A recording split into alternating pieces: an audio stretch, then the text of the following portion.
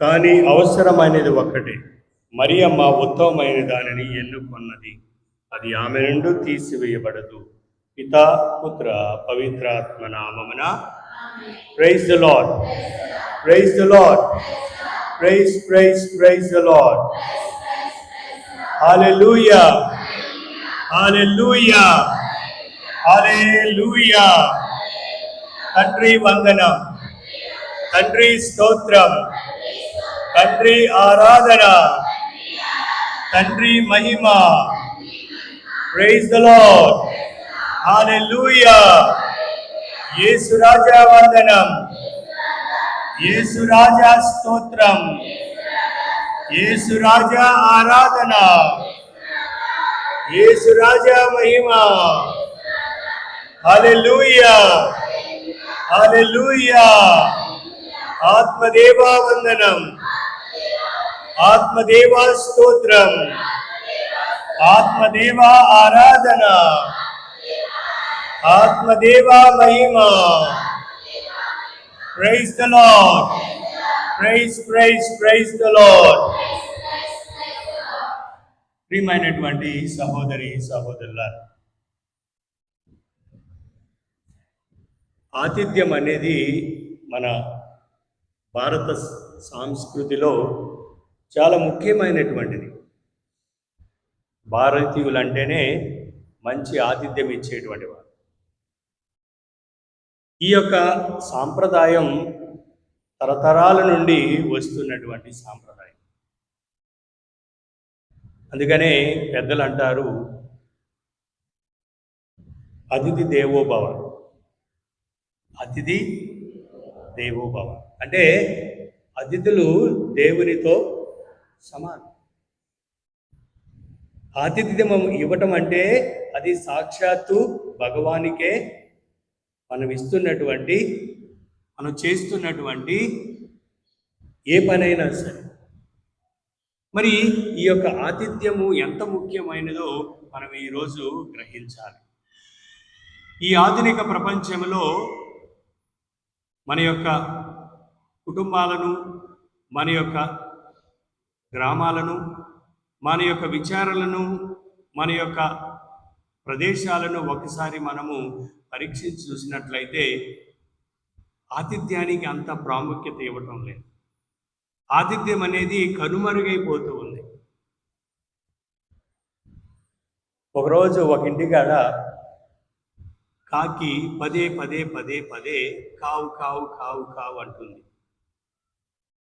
అది విన్నటువంటి కుమారుడు తండ్రి దగ్గరికి వచ్చి, నాన్నగారు ఏంటి మన ఇంటి దగ్గర ప్రత్యేకంగా ఈరోజు కాకి కావు కావు కావు అని పదే పదే అరుస్తుంది ఏమిటి అంటే, తండ్రి చెప్తూ ఉన్నాడు, నాయన కాకి ఎరవటం వల్ల దాని చిహ్నం ఏమిటంటే మన ఇంటికి చుట్టాలు వస్తున్నారు. అలాగా నాన్నగారు, మరి కాకి మన ఇంటి నుండి వెళ్ళిపోవాలంటే, మన అతిథులు మన ఇంటి నుండి వెళ్ళిపోవాలంటే దేనికి చిహ్నం? ఎలా వెళ్ళిపోతుంది? కాకి అరవడం ద్వారా అతిథులు చుట్టాలు మన ఇంటికి వస్తూ ఉన్నారు. మరి వాళ్ళు వెళ్ళిపోవటానికి చిహ్నం ఏమిటి? వాళ్ళని వెళ్ళగొట్టడానికి చిహ్నం ఏమిటి అన్నప్పుడు తండ్రి అంటూ అన్నాడు, అది సింపుల్ నాయన, నేను మీ అమ్మ గొడవాడితే వచ్చినటువంటి అతిథులు అప్పటికప్పుడే. ఇటువంటి సాంప్రదాయం మన యొక్క కుటుంబాలలో పేరుకుపోతూ ఉంది. ఎవరు అతిథులు వచ్చి ఎక్కువ కాలం ఉండటానికి ఇష్టపడరు. వచ్చినటువంటి చుట్టాలను వచ్చిన రోజే మనం ఏమని చెప్తాం? మీరు ఎప్పుడు వెళ్ళిపోతున్నారు? వాళ్ళ రాకమునిపే వీళ్ళు ఎప్పుడు వెళ్ళిపోతారు అనేటువంటి మనస్తత్వాలు ఈ రోజుల్లో ఆధునిక ప్రపంచంలో ఉన్నటువంటి ఈ సాంప్రదాయం ప్రియమైనటువంటి సహోదరులారా, ఈరోజు మనం విన్నటువంటి సువిశేష పట్టణంలో కొద్దిగా మనము ధ్యానించుకున్నాం. ఆతిథ్యము చాలా ముఖ్యమైనటువంటిది. ఇంగ్లీష్లో ఆతిథ్యాన్ని హాస్పిటాలిటీ అంటారు. అంటే ఇది గ్రీకు పదం నుండి వచ్చినటువంటిది. అంటే దీని అర్థము లవ్ యువర్ స్ట్రేంజర్స్. స్ట్రేంజర్ అంటే ముక్కు మొహం తెలియనటువంటి వాడు, అనామకుడు. స్ట్రేంజర్స్, అతిథులు అంటే మనకి ఎవరు పరిచయం లేనటువంటి వారు, మన బంధువులు కాదు, మన చుట్టాలు కాదు, మనకు తెలియనటువంటి వారు. వారిని ప్రేమించాలి. Love your strangers. వారిని మనము ప్రేమించాలి, ప్రేమతో పలకరించాలి, ప్రేమతో ఆదరించాలి, ప్రేమతో మనం సహాయం చేయాలి అన్నటువంటిదే ఈ హాస్పిటాలిటీ, ఆతిథ్యం ఇవ్వటం అనేదని ఈరోజు మనం గమనించాలి. ప్రియమైనటువంటి సహోదరులారా, praise the Lord, praise the Lord. మనం ఒక బైబిల్ గ్రంథంలో చూసినట్లయితే అనేకమైనటువంటి కుటుంబాలు, అనేకమైనటువంటి వ్యక్తులు ఎంత ఈ ఆతిథ్యానికి ఎంత ప్రాముఖ్యత ఇచ్చారో కొన్ని సమయము మనం గడుపుతూ వారి నుండి మనము కొన్ని విషయాలను నేర్చుకుందాం. మొట్టమొదటిదిగా ప్రియమైనటువంటి సహోదరులారా, ఈరోజు మనం విన్నటువంటి మొదటి పట్టణంలో అబ్రహాము ఎవరో దారి పొడవునా వెళ్ళిపోతున్నటువంటి బాటసారుల్ని ముగ్గురిని చూసి ఆయన ఏ విధంగా ఆహ్వానించి వారికి ఆతిథ్యం ఇచ్చాడో మనం గ్రహించాలి. బాటసారులని ఏ విధంగా దేవునిలో భావిస్తూ దేవుణ్ణి ఏ విధంగా ఆయన కనుగొన్నాడో ఈ ఆతిథ్యం ద్వారా మనం ఈరోజు ప్రత్యేకంగా ఆదికాండం 18వ అధ్యాయము 1వ వచనం నుండి 9వ వచనం చదివిన విషయాలను మనము గ్రహిస్తూ ఉన్నాం.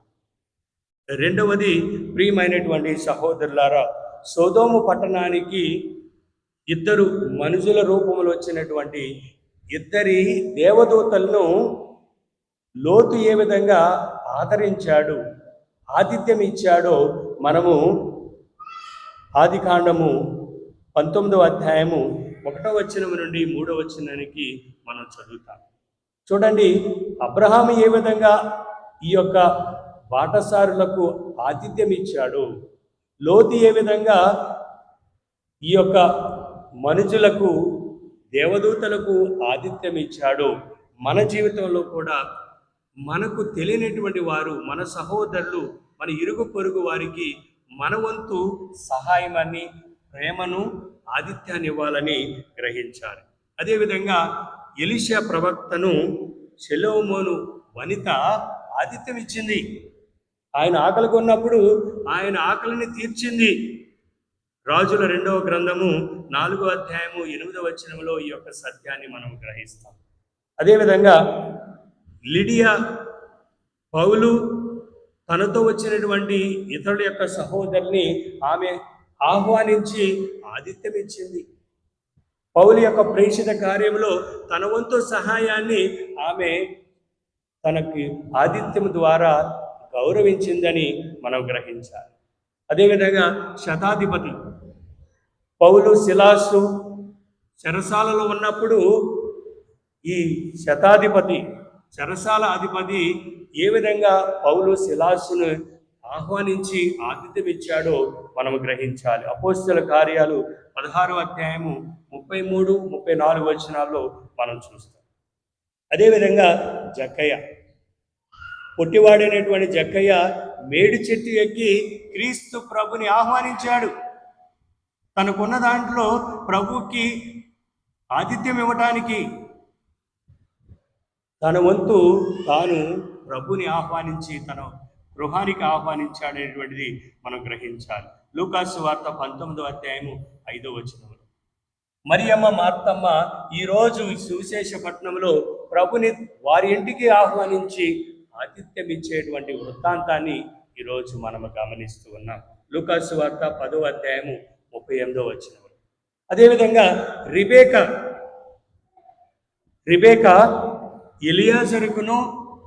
ఎలియాజరుతో వచ్చినటువంటి ఒంటెలకు తన బావి నుండి నీళ్లు తోడి నీళ్లను ఆతిథ్యముగా ఇచ్చి ఏ విధంగా ఈ ఎలియాజర్ను ఆదుకుందో, ఆతిథ్యం ఇచ్చిందో, ఏ విధంగా తన యొక్క ప్రేమను వ్యక్తపరిచిందో మనం అక్కడ గమనిస్తాము. ఆదికాండము 24వ అధ్యాయము 17వ వచనం నుండి 20వ వచనం. ప్రియమైనటువంటి సహోదరి సహోదరులారా, మనము ఆతిథ్యం ఇచ్చేటువంటి వ్యక్తులుగా, కుటుంబాలుగా మనము తయారవ్వాలి. పెద్దలను గౌరవించాలి. తెలియనటువంటి వారికి కోసం మన వంతు సహాయం చేయాలి. ప్రేమించాలి. గురువులను ఆదరించాలి. గురువులు చేసేటువంటి సేవను మనం గౌరవించాలి. మన ఉపదేశాలను ఆశ్రయించాలి. వారికి మనకు తోచిన విధంగా సహాయం చేయాలి. మన గ్రామంలో ఉన్నటువంటి వృద్ధులు, మన గ్రామంలో ఉన్నటువంటి అనేకమైనటువంటి వితంతువులు, మన గ్రామంలో ఉన్నటువంటి అనేకమైన నిరస్థాయి స్థితిలో ఉన్నటువంటి ప్రతి ఒక్కరిని మనం ఆదరించాలి, ప్రేమించాలి అన్నటువంటి సత్యాన్ని ఈరోజు మనం గమనించాలి. ప్రియమైనటువంటి సహోదరులారా, ఏ విధంగా ఆదరించాలి, ఏ విధంగా ప్రేమించాలంటే అబ్రహాము వలె మనము ప్రేమించాలి. లోతు వలె ఆదరించాలి. లిడియా వలె మనము ఇతరులకు సహాయం చేయాలి. ఇటువంటి సహాయం చేయడం ద్వారా మనము దేవుని యొక్క దీవెనలు పొందుతామని మనం గ్రహించాలి. Praise the Lord, praise the Lord. అది ఒక భయంకరమైనటువంటి తుఫాను రోజు. ఆ రోజులో విహారయాత్రకి వెళ్ళినటువంటి ఇద్దరు వృద్ధులైనటువంటి భార్యాభర్తలు ఆ రోజు రాత్రి తలదాచుకోవటానికి సత్రానికి వెళుతూ ప్రతి ఒక్కరిని అడుగుతూ ఉన్నారు. ఈరోజు మాకు తలదాచుకోవటానికి మాకు చోటు ఇవ్వండి అని ప్రతి ఒక్కరిని, ప్రతి ఒక్క సత్రం అంటే హోటల్స్కి వెళ్ళి అడుగుతూ ఉన్నారు. ఏ హోటల్లో వాళ్ళకి రూములు దొరకలేదు. చివరికి ఒక హోటల్ దగ్గరికి వచ్చినప్పుడు రిసెప్షనిస్ట్ జార్జ్ అనేటువంటి వ్యక్తి వారిని ఉన్నటువంటి స్థితిని గమనించి తాను ఉన్నటువంటి చిన్న గదిలో వారికి ఆతిథ్యం ఇచ్చాడు. వారికి తినడానికి వేడి వేడి భోజనం పెట్టాడు. చివరికి ఆ రాత్రంతా వారు అక్కడ ఉన్నప్పుడు ఆయన రిసెప్షనిస్ట్లోనే పడుకుని వారికి తన గదినిచ్చి ఆదుకున్నాడు. ఉదయమే యథావిధిగా ఆ వృద్ధులైనటువంటి భార్యాభర్తలు లేచి ప్రయాణమైపోతూ జార్జి యొక్క అడ్రస్ తీసుకుని వెళ్ళారు. వెళ్ళినటువంటి 2వ రోజులో జార్జ్కి ఒక ఉత్తరం వచ్చింది. ఆ ఉత్తరంలో ఏముందంటే, your appointed as one of the manager of the one of the richest and luxurious hotel in New York. న్యూయార్క్లో ఒక గొప్ప అద్భుతమైనటువంటి హోటల్స్కి నువ్వు మేనేజరుగా మిమ్మల్ని అపాయింట్ చేస్తున్నామని ఆ వృద్ధులు ఆ లెటర్ పంపించారు. వారెవరూ కాదు, ఆ హోటల్కి ఓనర్లు. చూడండి ప్రియమైనటువంటి సహోదరుల, మనము ఆతిథ్యం ఇవ్వటం ద్వారా, మనం ఇతరులకు సహాయం చేయడం ద్వారా, మనం ఇతరులకు ప్రేమించడం ద్వారా, ఇతరులకు మనకున్న దాంట్లో పంచుకోవడం ద్వారా మనం అనేకమైనటువంటి మేళ్ళు పొందుతామని మనం గమనించాలి. చూడండి, అబ్రహాము ఆతిథ్యం ఇవ్వటం ద్వారా ఏ మేలును పొందాడు? అబ్రహాము ఈరోజు వినేటువంటి మొదటి పట్టణంలో ఆయన గుడారమునకు వెళ్ళి తనకున్నటువంటి కోడి దూడను కోసి వారికి ఆహారంగా ఇచ్చిన తరువాత ఆయన మేలు పొందాడు. హెబ్రీలకు రాసిన లేఖ 13వ అధ్యాయము 2వ వచనంలో చూసినట్లయితే, హెబ్రీలకు రాసిన లేఖ 13వ అధ్యాయము 2వ వచనం.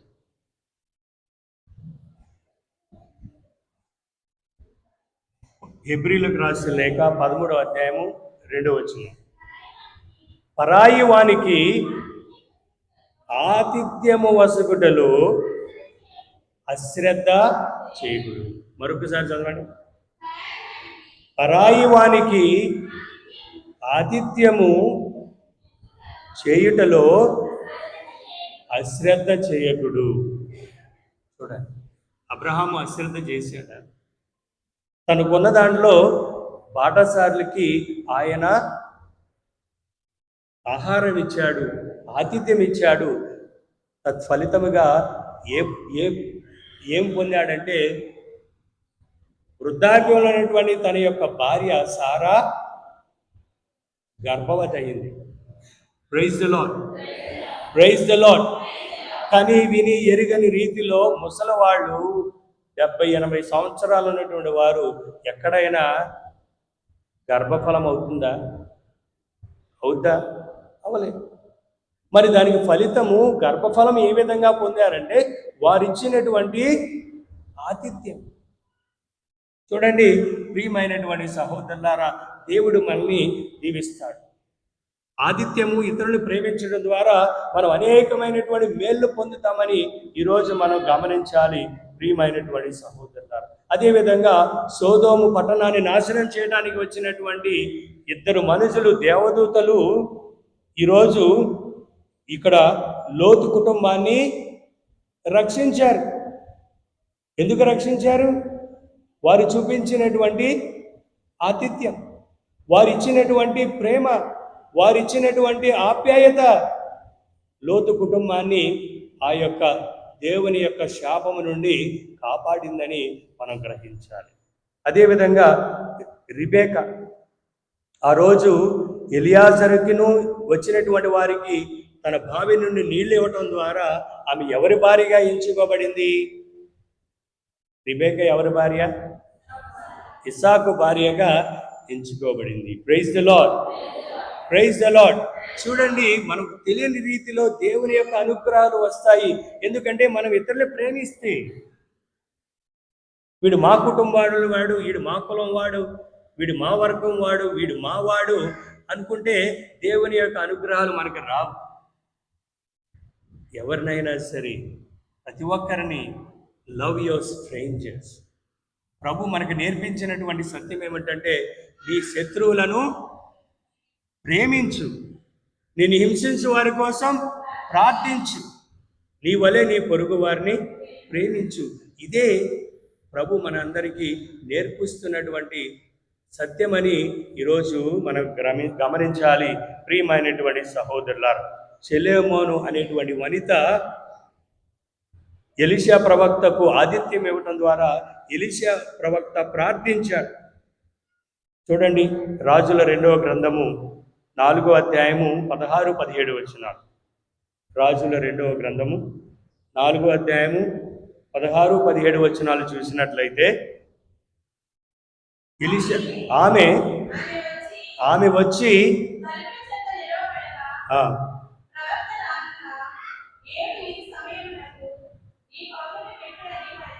చూడండి, ఆమె ఆతిథ్యం ఇవ్వటం ద్వారా ఎలీషా ప్రవక్తను ఆమెకున్నటువంటి దానిలో ఆయనకు సహాయం చేయటం ద్వారా, ఆయనను అభిమానించడం ద్వారా దేవుని యొక్క కృప ఆమె గర్భవతి అయింది. ఆయన ప్రార్థించాడు, దేవుని యొక్క కృప ఆ విధంగా వస్తుంది. అదేవిధంగా మార్తమ్మ మరియమ్మ ప్రభుకి ఆతిథ్యం ఇవ్వటం ద్వారా దేవుడు వారి కుటుంబంలో ఒక గొప్ప అద్భుతం చేశాడు. ఏం అద్భుతం చేశారు?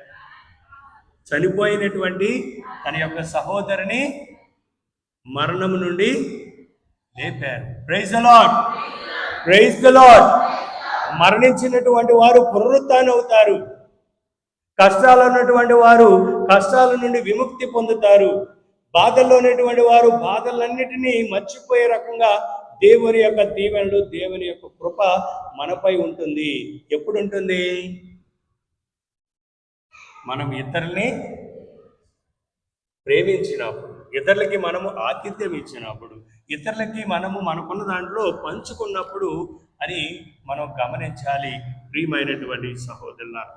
అదేవిధంగా సువార్త వ్యాప్తి కోసం వారు పౌలు గారికి సహాయం చేసినటువంటి లిడియా కుటుంబాన్ని దేవుడు రక్షించాడు. చెరసాల అధికారి యొక్క కుటుంబం రక్షించబడింది. అదేవిధంగా జకరియా ఇంటికి ఈరోజు రక్షణ వచ్చింది. ఎందుకంటే క్రీస్తు ప్రభుకి వారు ఆతిథ్యం ఇచ్చారనేటువంటి సత్యాన్ని మనం గమనించాలి ప్రియమైనటువంటి సహోదరులారా. చూడండి, ఆతిథ్యంలో ఉన్నటువంటి దేవుని యొక్క దీవెనలు ఏ విధంగా పొందుతామో మనం గమనించాలి. అదేవిధంగా ఈరోజు మార్తమ్మ మరియమ్మల వ్యక్తిగతమైనటువంటి జీవితాల నుండి 5 పాఠాలను మనం నేర్చుకుందాం. మొట్టమొదటిగా మార్తమ్మ యొక్క జీవితం నుండి 5 పాఠాలు మనం నేర్చుకుందాం. మొట్టమొదటిది, ఆతిథ్యం ఇవ్వటం చాలా మంచిది. ఆతిథ్యం ఇవ్వటం చాలా మంచిది, ఉత్తమమైనది దేవుని నుండి. కానీ ఆ ఆతిథ్యం ఇవ్వటం ద్వారా దేవుని నుండి దూరంగా ఉండకూడదు. ఏ విషయమైనటువంటిది మనం ఏ పని చేసినా, ఎంత పుణ్యకార్యాలు చేసినా అది మనల్ని దేవునికి దూరముగా చేసే విధంగా ఉండకూడదు. కొంతమంది అనుకుంటారు, నేను మంచి పనులు చేస్తున్నాను కదా, నేను ఏ పాపం చేయట్లేదు కదా, నా యొక్క గృహస్థ బాధ్యతను నేను నెరవేరుస్తున్నాను కదా, మరి దేవాలయానికి ఎందుకు వెళ్ళాలి, దేవాలయానికి వెళ్ళి దేవుణ్ణి ఎందుకు నేను స్తుతించాలి, నేను మంచిగానే ఉన్నాను కదా అని అనుకుంటాం. సరిపోతుందా? చూడండి, మార్తమ్మ కూడా సతమతం అవుతూ ఉంది, బాధపడుతూ ఉంది, చింతిస్తూ ఉంది. ఒంటరిదాన్ని అయిపోయాను, ఒంటరిగా పనులు చేసుకుంటున్నాను, నా సహోదరి నాకు సహాయం చేయటం లేదు అని సతమతం అవుతూ ఉంది. మన జీవితంలో కూడా భారం అయిపోతుంది. కుటుంబ భారం అంతా నా మీదే ఉంది. నా భర్త పట్టించుకోవటం లేదు, నా భార్య పట్టించుకోవటం లేదు, నా సహోదరు నాకు సహాయం చేయటం లేదు, నా మిత్రుడు నాకు సహాయం చేయడానికి ఎవరు రావటం లేదు. ఈ కుటుంబ భారం అంతా నా మీదే ఉంది, సతమతం అయిపోతూ ఉన్నాను అని ఒకరు బాధపడుతూ ఉంటాం. ప్రియమైనటువంటి సహోదరులారా, ఇటువంటి పరిస్థితిలో మనం ఏం చేయాలి? మనల్ని అటువంటి పరిస్థితి నుండి విముక్తి చేసేవారు ఎవరు? అటువంటి పరిస్థితి నుండి మనల్ని రక్షించేవారు ఎవరు? యేసయ్య మాత్రమే. నువ్వు నమ్మినటువంటి నీ సత్యవంతుడైనటువంటి నీ దేవుడు మాత్రమే. మరి అది గమనించాలి ప్రియమైనటువంటి సహోదరులారా. చూడండి, ఆతిథ్యము ఇవ్వటం మంచిదే, కానీ దేవుని నుండి మనం ఎప్పుడూ దూరం అవ్వకూడదు. దేవునితో ఉంటే మనం ఏదైనా సాధించండి. దేవునిలో ఉంటే మనం దేనినైనా జయించగలమనేటువంటి సత్యాన్ని మనం గ్రహించాలి ప్రియమైనటువంటి సహోదరులారా. అది మొట్టమొదటిగా మనం నేర్చుకోవాలి. రెండవది, మన హృదయాన్ని, మన మనస్సుని దేవునికి దూరం చేసి ఏ పనినైనా సరే మనం మానుకోవాలి. అది ఫ్రెండ్షిప్ అయినా, అది ప్రేమైనా, అది ఏదైనా సరే దేవునికి దూరం చేసేటువంటి ఏదైనా సరే మనము మానుకోవాలి. ఏదైనా సరే ఆదివారంలోనూ అప్పు పండుగలోనూ శరీరమైనటువంటి కష్టమైన పనులు చేయక అన్ని పూజలో పాల్గొవాలనేటువంటి తిరుసభ కట్టడలు మనం నేర్చుకోవాలి. ఎవరో ఆదివారం ఎక్కువగా 2 డబల్ కూలీలు, ఒకరోజు వచ్చే కూలి ఆదివారం అయితే ఏమవుతుంది? డబల్ ధమాకా. ఈ రోజుల్లో అందరికీ డబల్ ధమాకా కావాలి. ఒక కూలి సరిపోదు, 2 కూలీలు. అంటే ఆదివారం వస్తే డబల్ ధమాకా. మరి దానికి పడిపోయి మనము ప్రతిసారి ఆధ్యాత్మికంగా బలపడకుండా శారీరకమైనటువంటి విషయాలకు మనము చింతిస్తూ కూలి పనులకి ఆ పనులకి వెళ్తూ ఉన్నాము. అది మంచిది కాదు. దేవునికి దూరమైనటువంటి ఆధ్యాత్మికమైనటువంటి దూరమైన దానిని ఏదైనా సరే మనం తిరిగి పారవేయాలి. నువ్వు బయటికి వెళ్ళి 2 కూలీలు సంపాదించుకుంటే దేవుని దగ్గరికి వస్తే 100% నిన్ను దీవిస్తాడు. 2 కాదు కూలీలు, 100 కూలీలు ఇస్తాడు దేవుడు. 100కు పైబడి దీవెనలు నువ్వు పొందుతావు. అవునా కాదా? అవునా కాదా? Praise the Lord, praise the Lord. మనము ఆధ్యాత్మికంగా బలపడాలి. ఆదివారం కుటుంబ సమేతంతో దేవాలయానికి రావాలి, ప్రార్థన చేయాలి, దేవుని వాక్యాన్ని ఆలకించాలి, మనం బలపడాలి. అదే మనల్ని ఈ యొక్క 6 రోజులు దేవుడు మనల్ని కాచి కాపాడతాడు. దేవాలయానికి వచ్చేది ఏమిటి? పోయిన శుక్రవారం నేను దేవాలయం యొక్క ప్రాముఖ్యత గురించి పోయిన శుక్రవారం ప్రసంగించాను. బయట ఉన్న వాళ్ళు కూడా విని ఉంటారు. దేవాలయానికి మనం ఎందుకు వస్తూ ఉన్నాం? దేవాలయానికి మనం ఎందుకు రావాలి? దేవాలయం అంటే ఏమిటి? సాక్షాత్తు దేవుని యొక్క సన్నిధి. బెతేలు అంటే దేవుని సన్నిధి. ఆ సన్నిధిలోకి వచ్చి మనము దేవునితో ముఖాముఖిగా మాట్లాడుకుంటాం. ఒక ప్రియుడు ప్రియురాలు ఏ విధంగా ముచ్చడించుకొని ఎంత గాఢంగా ప్రేమించుకుంటారో అటువంటి పరిస్థితిని మనం కల్పించుకోవాలి. దేవుని దగ్గరకు వచ్చి ఉన్నదంతా ఆయనకి చెప్పుకోవాలి. ఉన్నదంతా ఆయనకి మనం మొరపెట్టుకోవాలి, చేతులెత్తి ఆరాధించాలి, కన్నీరు పెట్టాలి, మోకాళ్ళతో ప్రార్థన చేయాలి. మన ఇష్టం వచ్చినట్టు చేసుకోవచ్చు. దేవుని సన్నిధి, దేవుని స్తుతించాలి, ఆరాధించాలి. ఈ ఒక్క ఆదివారం విశ్రాంతి దినము దేవుని కోసం కేటాయించడానికి ప్రయత్నించాలి. మూడవది, మనం ఎప్పుడూ కూడా మనం చేసే పనిని ఇతరులతో పోల్చుకోకూడదు.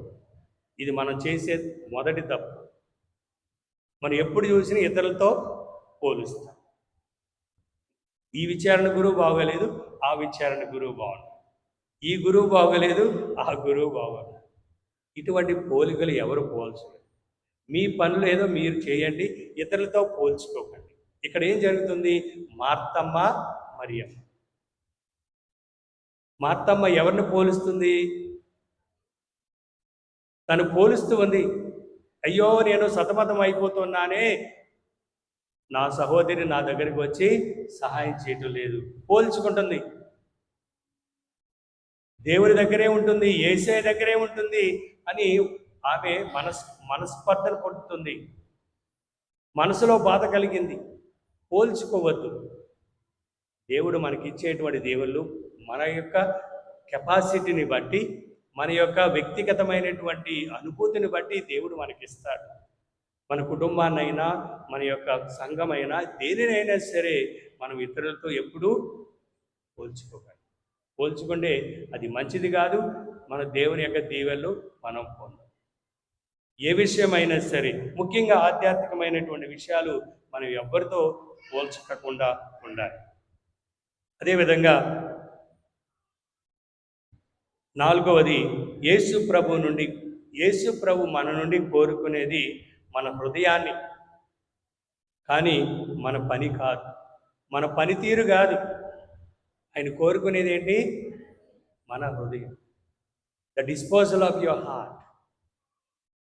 నీ యొక్క హృదయం ఏ విధంగా దేవుని యొక్క కృప కోసం, దేవుని యొక్క అనుగ్రహాల కోసం ఎలా ఆతృతతో ఎదురు చూస్తూ ఉంది అన్నటువంటి విషయాన్ని ప్రభు మాత్రమే గమనిస్తాడు. నా హృదయం ఏ విధంగా ఉంది? నా హృదయం కల్మషం లేకుండా పవిత్రంగా దేవుని ఆరాధించడానికి, దేవుని ఆహ్వానించడానికి నా హృదయాన్ని నేను తయారు చేసుకుంటూ ఉన్నానా అన్నటువంటి విషయాన్ని మాత్రమే మనము శ్రద్ధ చూపించాలి. మన పనితీరు కాదు, మనం చేసే పనులు కాదు, మనం జీవించే జీవిత విధానం కాదు. ప్రియమైనటువంటి సహోదరులారా, నీ హృదయం బాగుంటే అన్నీ బాగుంటాయి. నీ హృదయం కల్మషం లేకుండా పవిత్రంగా ఉంటే అన్నీ సక్రమం జరుగుతాయి. ప్రభు మన నుండి కోరేదని. చివరిగా 5వ పాఠం మార్తమ్మ నుండి మనం నేర్చుకోవాల్సింది, మనమిచ్చే ఆతిథ్యము యేసు ప్రభుని మన హృదయంలోనికి ఆహ్వానించాలి.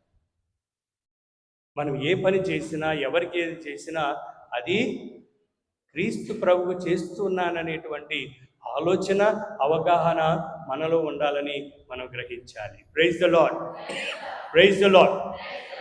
చివరిగా మరియమ్మ గురించి 5 ముఖ్యమైనటువంటి పాఠాలను మనం నేర్చుకుందాం. మొట్టమొదటిది, మన జీవితంలో ముఖ్యమైన విషయాలకు సమయాన్ని కేటాయించాలి. ముఖ్యమైనటువంటి విషయాలకు మనము సమయాన్ని కేటాయించాలి. మరి ముఖ్యమైనటువంటి విషయాలు ఏమిటి? ముఖ్యమైనటువంటి విషయాలు ఏమిటి? మనం ఆ నూతికాడ, ఆ మరిచెట్టు కింద ముఖ్యమైనటువంటి విషయాలను మనము చర్చించుకుంటాం. అవి ముఖ్యమైనవి కదా, అవునా? మనం చర్చించుకోవటం లేదా? మరియమ్మ నుండి మనం నేర్చుకోవలసినటువంటిది మన జీవితంలో ముఖ్యమైనటువంటి విషయాల కోసం సమయాన్ని కేటాయించాలి. మరియమ్మ ఏ విషయం గురించి కేటాయించింది?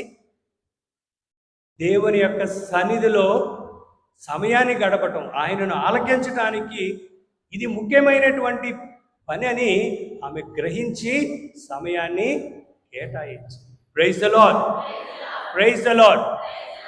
మరి మనమే పరీక్షించుకోవాలి. ఏ విషయాల గురించి మనము సమయాన్ని గడుపుతూ ఉన్నాం, వృధా చేస్తూ ఉన్నాం?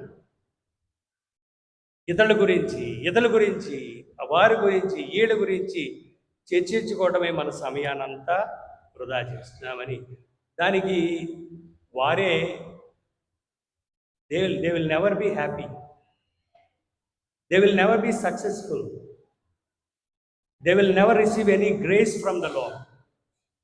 ఆనందంగా ఉండరు, సంతోషం ఉండరు, దేవుని యొక్క అనుగ్రహాలు పొందరు. ఎవరైతే ఇతరుల గురించి చెడ్డగా చర్చించుకుంటారో, మాట్లాడతారో, వారి గురించి 24 గంటలు మాట్లాడుకుంటారో, వారి దేవుడు దీవించరు, ఆనందంగా ఉండరని మనం గమనించాలి. ప్రియమైనటువంటి సహోదరులు, మరియమ్మ నుండి మనం నేర్చుకోవాల్సింది ముఖ్యమైనటువంటిది దేవుని సన్నిధానానికి రావాలి. ఏదో ఫాదర్ గారు ఉన్నారని, ఈ ఫాదర్ నాకు నచ్చలేదు, ఆ ఫాదరే నచ్చారు అనేటువంటిది ఎవరికి నష్టం? ఎవరు కుంటుపడతారు? ఎవరికి నష్టం అండి? మీకే. మీరే ఆధ్యాత్మికంగా బలపడరు, మీరే దేవుని యొక్క దీవెనలు పొందరు. గురువులు వస్తారు, గురువులు వెళ్ళిపోతారు, వారి గురించి మనము డోంట్ కేర్. నీ ఆధ్యాత్మికంగా నువ్వు బలపడటానికి నువ్వు ప్రయత్నించు, అది ముఖ్యమైనది అని గ్రహించు. ప్రియమైనటువంటి సహోదరుల, రెండవది వినయముతో ప్రభు పాదముల నుండి కూర్చొని ఆలకించాలి. వినయాన్ని మనము నేర్చుకోవాలి. వినమ్ర హృదయము కలవారు ధన్యులు, వారు దేవుని దర్శిస్తారు. మనము వినయముతో, వినమ్రముతో మనము జీవించాలి. ఉన్న దాంట్లోనే సంతృప్తిగా ఉండటానికి, సంతోషంగా ఉండటానికి మనము ఆశపడాలి. మన పిల్లలకి నేర్పించాలి. ఉన్న దాంట్లో చదువుకోవాలి, ఉన్న దాంట్లోనే మనం పెరగాలి అనేటువంటి సత్యాలను మీ బిడ్డలకు నేర్పించి, ఉన్న దాంట్లోనే సంతోషాన్ని వెతకటానికి ప్రయత్నించండి. మూడవది, ఆధ్యాత్మిక విషయాలు భౌతిక విషయాలు చేసేటువంటివి చాలా తేడా ఉన్నాయి. ఆధ్యాత్మికపరమైనటువంటి విషయాలలో మనం శ్రద్ధ చూపించాలి. భౌతికమైనటువంటి విషయాలు కూడా అవసరమే, కానీ దేనికి ఎక్కువగా ప్రాముఖ్యత ఇవ్వాలో మనము పరీక్షించుకోవాలి. అదేవిధంగా ఆధ్యాత్మిక విషయంలో చాలా మెలకువ కలిగి ఉండాలి. ఎప్పుడు సమయం వచ్చినా ఏ ఆధ్యాత్మికపరమైనటువంటి విషయాలలో మనం ముందుండాలి. దేవుని యొక్క కార్యక్రమంలో ముందుండాలి, దేవుని యొక్క సేవలో మనం ముందుండాలి, దేవాలయ పనిలో మనం ముందుండాలి. దేవాలయంలో సంబంధించినటువంటి ఏ పనినైనా సరే మనం ముందుండాలి. అది ఎవరైనా సరే. గురువుకి మనకి తేడా, విభేదాలు ఉన్నట్లయితే దాన్ని పక్కన పెట్టండి. గురువు ఆలోచనలు వేరుగా ఉంటాయి, మీ ఆలోచనలు వేరుగా ఉంటాయి. ఒకసారి అవి ఇవి ఒకే విధంగా ఉండకపోవచ్చు. ఇది జగమెరిగినటువంటి సత్యం. కుటుంబాల్లో కూడా కలహాలు ఉంటాయి, ఉండవా? తండ్రి కొడుకు ఎప్పుడు ఒకే ఆలోచనలో వెళ్తాడా? వెళితే స్వర్గమే, వెళితే స్వర్గమే. ఎప్పుడు ఎలా జరగదు. కానీ కొడుకు తండ్రిని దూషిస్తాడా? వాళ్ళ మనస్తత్వాలు ఒకరిగా లేకపోయినా తండ్రి తండ్రే. రక్త సంబంధికుడు రక్త సంబంధికుడే. ఎన్ని విభేదాలు వచ్చినా ఒక విషయానికి వచ్చినప్పుడు ఒకటవ్వాలి. సంఘమైన కుటుంబమైన ఒక్కటే అని మనం గమనించాలి. ఆధ్యాత్మిక విషయంలో మనము అశ్రద్ధ చేయకూడదు. మరియమ్మ చేసింది అశ్రద్ధ చేయలేదు. చివరిగా నిజమైన ఆరాధన వినటములోనే ఉందని మనం గమనించాలి. నిజమైనటువంటి ఆరాధన స్తుతి మహిమలు వినాలి. మన దేవుని సన్నిధానికి వచ్చి మనం ఏం చేయాలి? వినాలి. దేవుని వాక్యాన్ని వినాలి. వినకుండా మనం ఏం చేయలేం. మొట్టమొదటిగా మనం వినాలి. ప్రభు శిష్యులు ఎందుకు ఎన్నుకున్నాడంటే to be with him and to sent out. అంటే ఆయనతో ఉండి నేర్చుకోవటానికి 12 మంది శిష్యుల్ని 3 సంవత్సరాలు ఆయనతో అంటిపెట్టుకున్నాడు. తర్వాత పంపించాడు. ఎక్కడికి? ప్రపంచంలో సేవ చేయడానికి పంపించాడు. సో మనం మొట్టమొదటిగా బలపడాలంటే మనం ప్రభు దగ్గర రావాలి, వినాలి. విన్నదాన్ని మనము పంచుకోవాలి. సమాధానముతో వెళ్ళి క్రీస్తు ప్రేమలో జీవించాలి. Praise the Lord, praise the Lord. మరి ఇటువంటి సత్యాలు ప్రభు మనకి దీవించాలని, ఆయన యొక్క ఆధ్యాత్మిక బలంలో బలపడాలని ప్రార్థన చేద్దాం. పితా పుత్ర పవిత్ర నామమున ఆమేన్.